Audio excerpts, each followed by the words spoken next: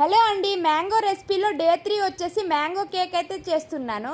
దీన్ని ఇంట్లో ఉన్న వాటితోనే చాలా సింపుల్గా చేసుకోవచ్చు. ముందుగా మిక్సీ జార్లో 1 కప్పు వరకు సుజీ రవ్వ, 1/2 కప్పు పంచదార, ఇలాచీ వేసేసి మెత్తగా గ్రైండ్ చేసుకోవాలి. ఇప్పుడు బాగా పండిన మ్యాంగోస్ని తీసుకొని నీట్గా క్లీన్ చేసేసి చిన్న చిన్న పీసుల్లా కట్ చేసుకొని ఒక మిక్సీ జార్లో వేసుకోవాలి.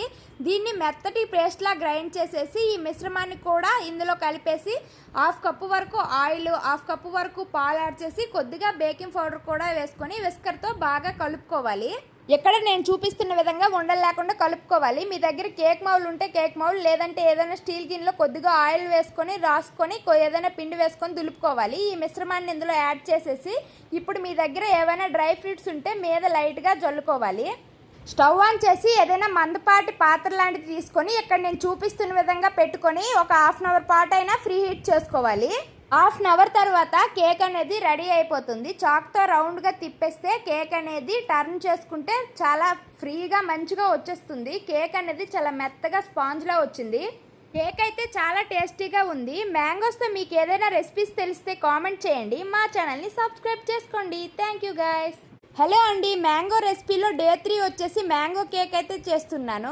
దీన్ని ఇంట్లో ఉన్న వాటితోనే చాలా సింపుల్గా చేసుకోవచ్చు. ముందుగా మిక్సీ జార్లో 1 కప్పు వరకు సుజీ రవ్వ, 1/2 కప్పు పంచదార, ఇలాచీ వేసేసి మెత్తగా గ్రైండ్ చేసుకోవాలి. ఇప్పుడు బాగా పండిన మ్యాంగోస్ని తీసుకొని నీట్గా క్లీన్ చేసేసి చిన్న చిన్న పీసుల్లా కట్ చేసుకొని ఒక మిక్సీ జార్లో వేసుకోవాలి. దీన్ని మెత్తటి పేస్ట్లా గ్రైండ్ చేసేసి ఈ మిశ్రమాన్ని కూడా ఇందులో కలిపేసి 1/2 కప్పు వరకు ఆయిల్, 1/2 కప్పు వరకు పాలు యాడ్ చేసి కొద్దిగా బేకింగ్ పౌడర్ కూడా వేసుకొని విస్కర్తో బాగా కలుపుకోవాలి. ఇక్కడ నేను చూపిస్తున్న విధంగా ఉండలు లేకుండా కలుపుకోవాలి. మీ దగ్గర కేక్ మౌల్ ఉంటే కేక్ మౌల్, లేదంటే ఏదైనా స్టీల్ గిన్నెలో కొద్దిగా ఆయిల్ వేసుకొని రాసుకొని ఏదైనా పిండి వేసుకొని దులుపుకోవాలి. ఈ మిశ్రమాన్ని ఇందులో యాడ్ చేసేసి ఇప్పుడు మీ దగ్గర ఏవైనా డ్రై ఫ్రూట్స్ ఉంటే మీద లైట్గా జల్లుకోవాలి. స్టవ్ ఆన్ చేసి ఏదైనా మందపాటి పాత్ర లాంటిది తీసుకొని ఇక్కడ నేను చూపిస్తున్న విధంగా పెట్టుకొని ఒక 1/2 అవర్ పాటు అయినా ఫ్రీ హీట్ చేసుకోవాలి.